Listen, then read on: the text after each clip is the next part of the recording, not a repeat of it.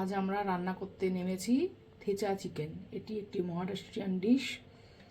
থেচা অর্থ হচ্ছে কাঁচা লঙ্কা, ধনেপাতা, বাদামটা ভেজে, রসুনটা একটু সতে করে ভেজে সেটা পেস্ট করে তারপর পেঁয়াজ কুচি দিয়ে মাংসটাকে রান্না করা হবে। এটা রুটি বা পরোটার সাথে খেতে খুব দারুণ লাগে। মহারাষ্ট্রীয়দের খাবার, কিন্তু আমরা বাঙালিরাও এখন এটাকে আপন করে নিচ্ছি এর স্বাদের জন্যে। এই যে তেলটা দিলাম, তেলের মধ্যে কড়াইতে বাদাম, রসুন, কাঁচা লঙ্কা এটাকে রোস্ট করব।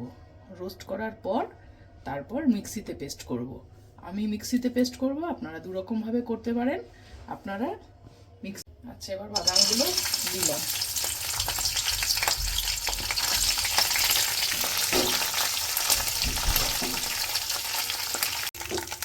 এবার লঙ্কাগুলো দিলাম।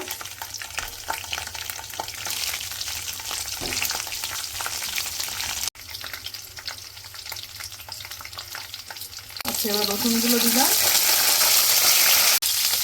এই যে এবার এগুলো একটুখানি হালকা সতে করে তারপরে আমি মিক্সিতে পেস্ট করে নেব। মিক্সিতেও পেস্ট করা যায়, আবার আমার মিক্সিটাতেও খেতে করা যায়। আপনারা দুরকমভাবেই করতে পারেন। বাদাম, রসুন, কাঁচা লঙ্কা যে রোস্ট করেছিলাম সেটাকে পেস্ট করলাম আধা। এবার তার মধ্যে ধনেপাতাটা অ্যাড করছি।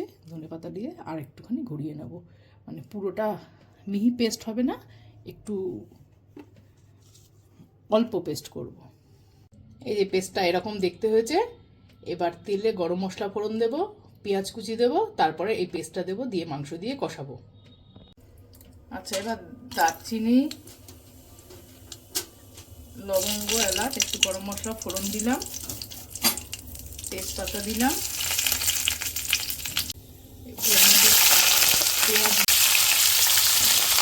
পেঁয়াজ অ্যাড করলাম। গরম মশলা পেঁয়াজটা এবার খানিকটা কষা হলে তারপর ওই আগে যে পেস্ট করে রেখেছি মশলাটা, যেটা ড্রাই রোস্ট করে, সেটা দেবো। এটাই হচ্ছে। এবার একটু আন্দাজ মতো নুন দেবো। এটাকে ভাজা করবেন ব্রাউন হওয়া অবধি। এবার একটু নুন দিলাম পরিমাণ মতো।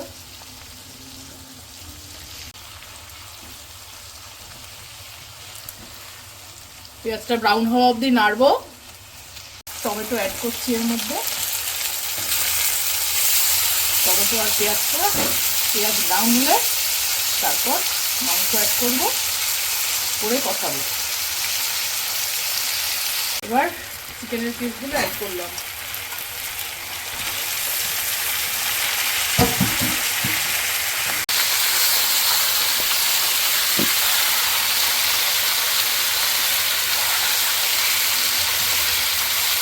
এবার এটা ভালো করে কষাবো নেড়ে চেড়ে, একটু ঢাকা দিয়ে।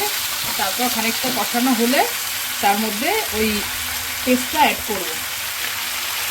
চিকেনটাকে এরকমভাবে কষিয়ে নিলাম কিছুক্ষণ।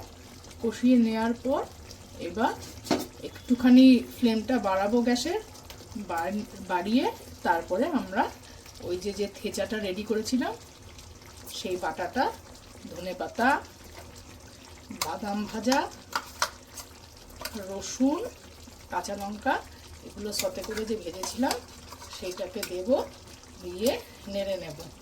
এটাই হচ্ছে থেচার আদত মজা, থেচার আদত মশলা। এটা খুব কম তেলে পুষ্টিকর খাবার, আর এত স্বাদ হয় যেই জন্যে বাঙালিরা তো সব জায়গাতেই আছে, ঝোলেও আছে, অম্বলেও আছে। যে রাজ্যের যেটা ভালো সেটাকেই টেনে নিজের মধ্যে নিয়ে আসে। আমরাও সেটা করতে ভালোবাসি। এই জন্যেই থেচা চিকেনটা মাঝে মাঝে আমরা বানাই। ইচ্ছা করলে আপনি কারি পাতাও অ্যাড করতে পারেন, কিন্তু আমার বাড়িতে কারি পাতা ছিল না, সেই জন্য আমি শুধু ধনে পাতা দিয়েই করলাম। এটাই কষাতে কষাতে একদম কালার চেঞ্জ হয়ে যাবে। তারপরে আবার আপনাদের দেখাচ্ছি। এই যে মাংসটা কষে যাওয়ার পর এরকম দেখতে হয়েছে। এবার রেডি টু সার্ভ। এবার বাটিতে নামাবো। নামিয়ে হয়ে গেছে আমাদের থেচা চিকেন।